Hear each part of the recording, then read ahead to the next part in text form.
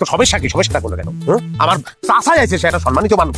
আমার স্বাস্থ্য ভাই আছে, তুই এগো সামনে যে কথাগুলো কইছো ভালো ভালো কথা কিরপেরে কইছো। আমি কেন কথা বলছি না বলছি সেটা আমি পরে বলতেছি, আগে তুমি আমারে বলো, আমারে না জিজ্ঞেস করে তাদেরকে তুমি ঘরের মধ্যে আনছো কেন? হ্যাঁ, আবার কি বলতেছো? তোমার ওই চাচাতো ভাইয়ের সাথে আমার ছোট বোনের বিয়ে দিবা? তোমার চাচাতো ভাই কি ভালো? হ্যাঁ, বেকার, কাজ কাম কোনো কিছু করে না, বাদাই মা, আবার নেশাখোর, এর লগে কি আমার বোনের বিয়ে দিমু? কাম কাজ করবে না, অকেলিকা কাম কাজ করবে। হ্যাঁ, সাইড পয়সা চাকরিও ফালাইছে, ও তো মনে করিয়েছে ব্যাটি কি দুনিয়াতে মাইন্ডে রইবে, আর দরুন সম্পত্তি ও করবে কাম। তো সমস্যা কি? চাইতে দিন হালাইতেছি বাপের বাড়ি। হ্যাঁ, এর মধ্যে ব্রেন ওয়াশ হয়ে গেছে। তোমার যে তিনক তো ওসাইছি, তোমার যে ফাইল খাওয়াইছি, তোমার মনে নাই না? হ্যাঁ, পিটাবো কিন্তু ঢক মতন পিটাবো কিন্তু উল্টা পাল্টা কথা কইলে। আমার পিটাইবো?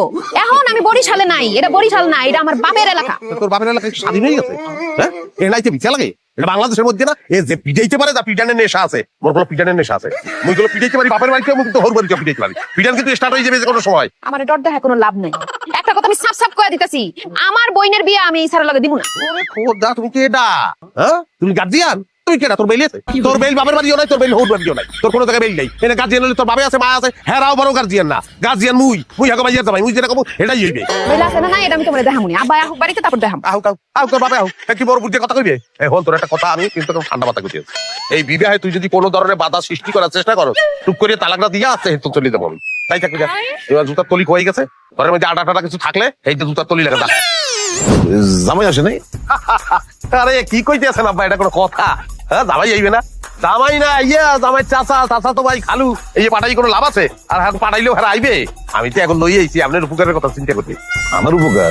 তুমি কি উপকার পাবো বলো তো? আব্বা এখন কথা বললে তো আপনি মাইন্ড করবেন, আপনি তো টুকদাস মানুষ।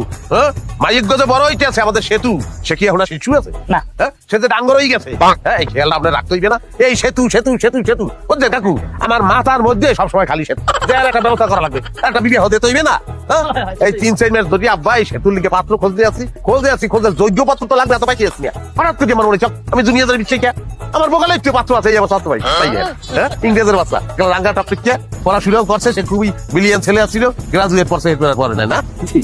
বিদেশ যাবো তো ভাই, পড়াশোনার আগুই নেই। ছেলে কুয়েত যাইবে, কোনো চাকরি নেই, ওখানে ব্যবসা করবে, উটের দুধ এক্সপোর্ট করবে, বাংলাদেশেও পাঠাইবে, ওই আমি রিসিভ করবো, আপনারাও পাইবেন। এক গেলে সুটের দুধ বললে চাষ করতে পারবো না। তাহলে আম্মা এই যে ফালতু কথা লাভ নাই, এখনো বিয়ে শাদী করবে না বলছে, আর পরে করবো সবাই টাকা লাগবে। আমি লইয়েছি যত দিয়ে সন্ধ্যার পরে কাজী বললাম, হ্যাঁ কি আজকে বিয়ে শাদী হয়ে গেলে কালকে প্যান মেরে আমরা রওনা দিলাম।